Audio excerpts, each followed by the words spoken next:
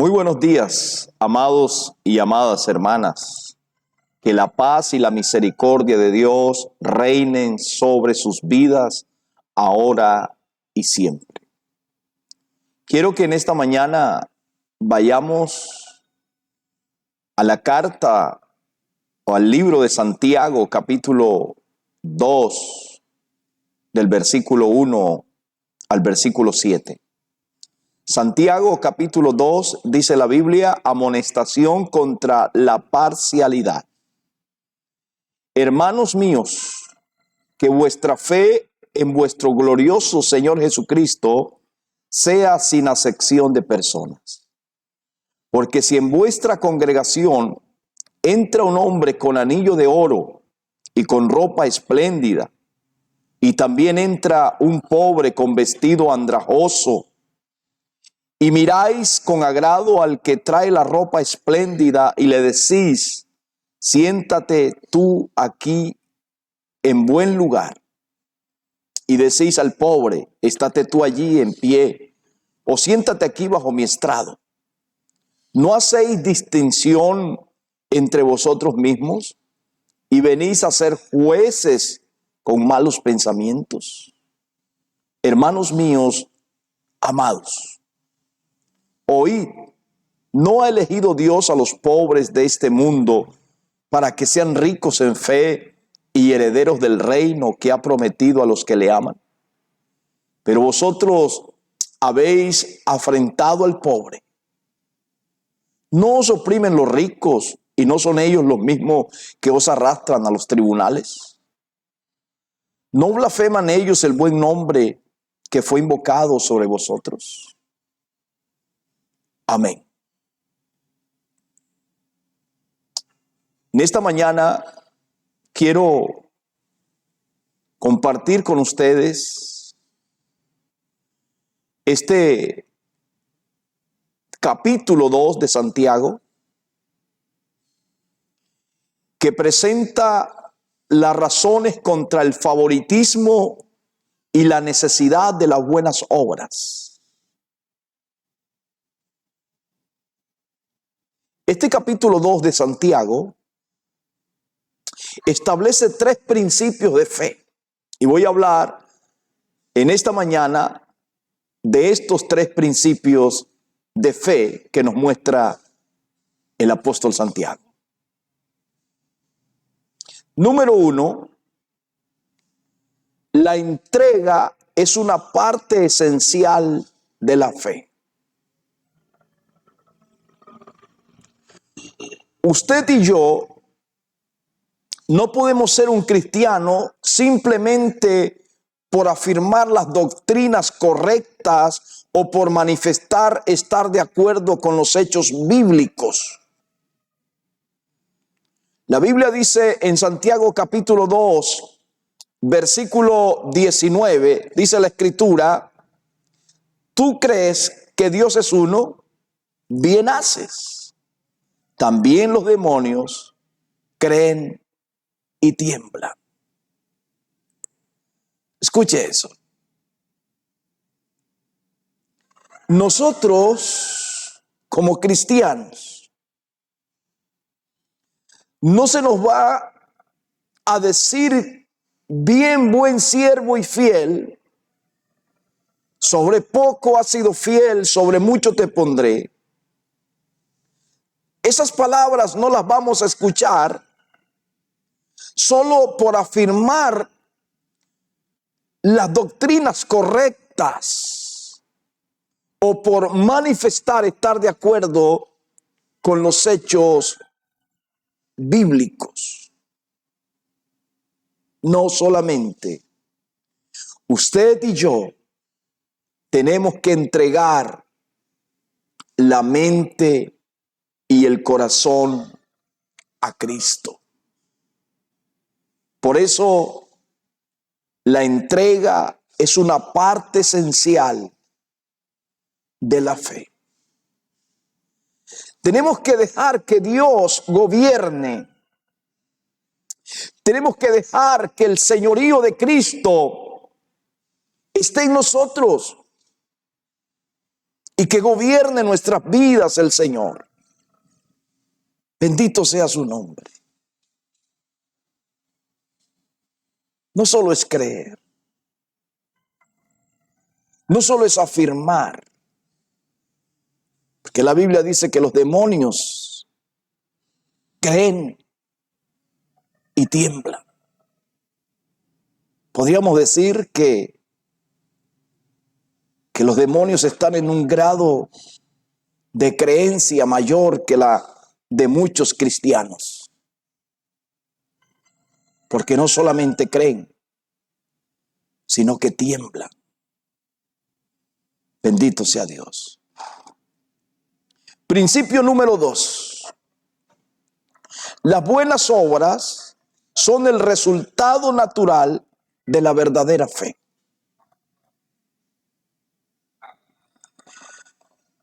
Yo voy a repetirle esto. Las buenas obras son el resultado natural de la verdadera fe. Un cristiano tendrá una vida transformada. Versículo 18 de Santiago capítulo 2 dice la Biblia: pero alguno dirá, tú tienes fe y yo tengo obras. Muéstrame tu fe sin tus obras y yo te mostraré mi fe por mis obras. Santiago nos está mostrando la imagen de dos creyentes, de dos cristianos. Un cristiano con fe, pero sin obras. Y un cristiano con obras, pero sin fe. Impresionante. Pero alguno dirá, tú tienes fe y yo tengo obras. Muéstrame tu fe sin tus obras y yo te mostraré mi fe por mis obras. Las buenas obras serán el resultado de la verdadera fe. Porque un cristiano, un genuino cristiano, tendrá una vida transformada. Yo dije una vida transformada. Cuando el apóstol Pablo le escribió a los Corintios, les dijo: de modo que si alguno está en Cristo, nueva criatura es. Las cosas viejas pasaron, he aquí todas son hechas nuevas.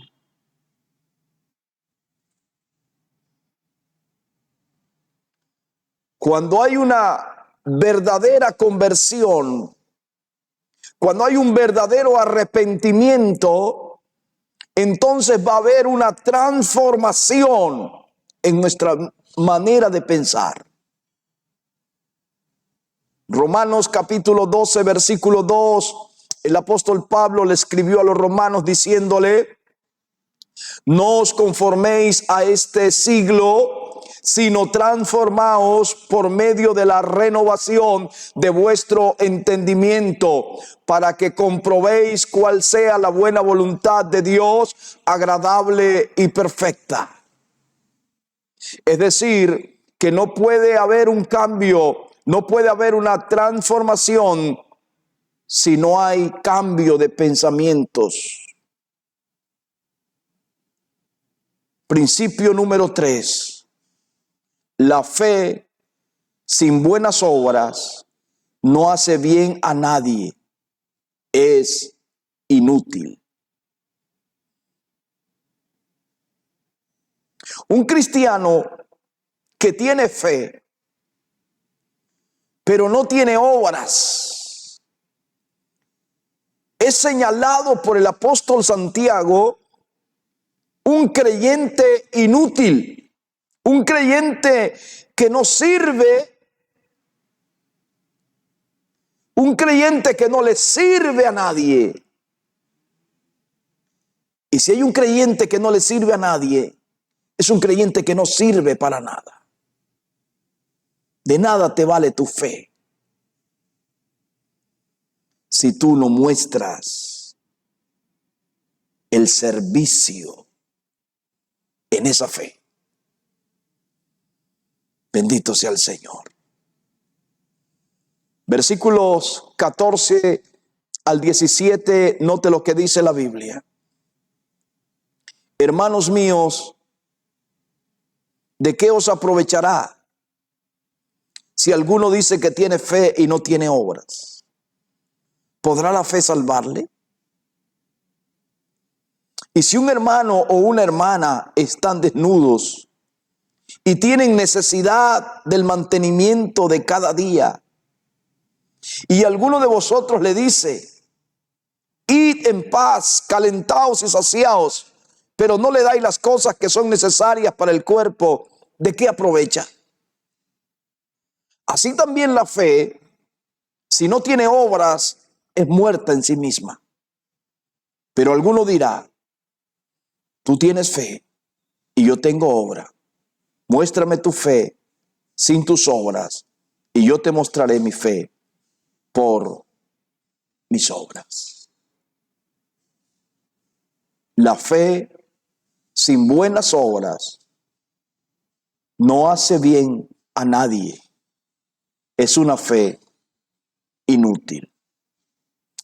Así que las declaraciones del apóstol Santiago en el capítulo 2, del versículo 14 al 17, estas declaraciones no están, yo quiero que presten mucha atención en esto, no están contradiciendo la enseñanza del apóstol San Pablo, cuando el apóstol San Pablo enseña de que la salvación es solo por la fe. No, Santiago no está contradiciendo en nada la enseñanza del apóstol Pablo. Pablo está poniendo en énfasis el propósito de la fe. Y el propósito de la fe es brindar salvación. Es lo que Pablo está diciendo. Santiago pone en énfasis los resultados de la fe. Una vida transformada son los resultados de la fe. Quiero que entienda eso. Quiero que entienda. El apóstol Pablo, cuando habla de solo la fe, porque Pablo enseña de que la salvación es solo por la fe. Él está poniendo en énfasis el propósito de la fe. ¿Cuál es el propósito de la fe? Y el propósito de la fe es salvación, ¿ya? Pero Santiago pone en énfasis los resultados de la fe. Y los resultados de la fe es una vida transformada. Encontramos al apóstol Santiago en estos versículos del 1 al 7 censurando los actos de favoritismo. Y él está diciendo que a menudo nosotros tratamos a una persona bien vestida y de aspecto imponente, la tratamos mejor de lo que tratamos a alguien que da la impresión de pobreza. ¿Y sabe por qué actuamos así? Porque nosotros siempre hemos querido identificarnos con las personas que han tenido éxito y no con quienes han tenido un aparente fracaso. Pero lo irónico aquí es, como dice Santiago, es que los supuestos triunfadores pudieron haber tenido su estilo de vida ostentoso a nuestra expensa. Además, dice que el rico haya dificultad para identificarse con el Señor Jesús. ¿Por qué? Porque mi amado Jesús vino. Escúcheme esto.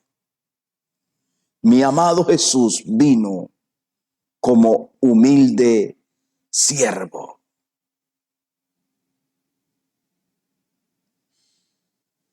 Es una pregunta en esta mañana o en este día. ¿Se impresiona con facilidad por el nivel social, la riqueza o la fama? ¿Se parcializa con los que tienen y desprecia a los que no tienen? Santiago dice que ese prejuicio es pecaminoso. Dios ve a todo ser humano por igual. Y si yo favorezco a alguien,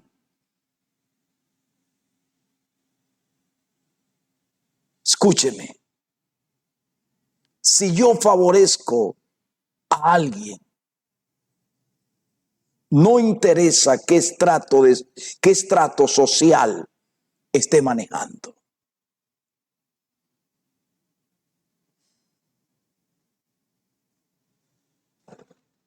Cuando yo presto un servicio, lo debo prestar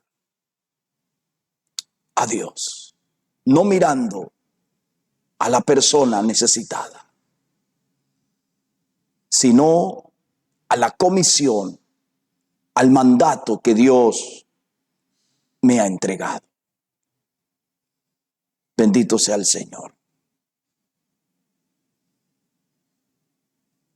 Dios, a través de Jesús, siempre favoreció a los pobres, porque los pobres eran los más necesitados. Y usted y yo debemos seguir ese ejemplo. Ahora, ¿por qué es malo juzgar a una persona por su nivel económico?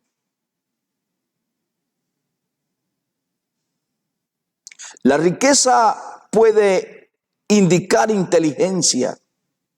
La riqueza puede indicar decisiones sabias y arduo trabajo. Pero también pudieran indicar solo que una persona tuvo la buena fortuna de haber nacido en una familia acomodada.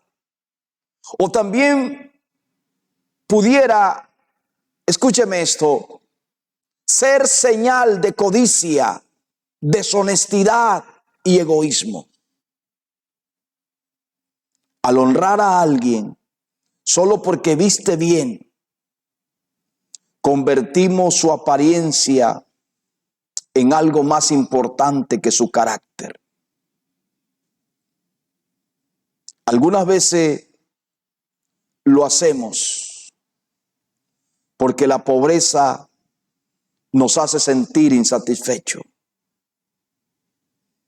Algunas veces lo hacemos porque nosotros también queremos ser ricos y esperamos usar las personas ricas como un medio para ese fin. A veces lo hacemos porque queremos que la persona rica asista a nuestra iglesia y le ayude económicamente. Todos esos motivos son egoístas. Ninguno de ellos ve en el hombre rico o en la persona pobre un ser humano necesitado de compañerismo. Si nosotros decimos que Cristo es el Señor de nuestras vidas, entonces debemos vivir como Él quiere, sin mostrar favoritismo y amar a todos, sin importar si son ricos o son pobres. Que Dios les bendiga grandemente.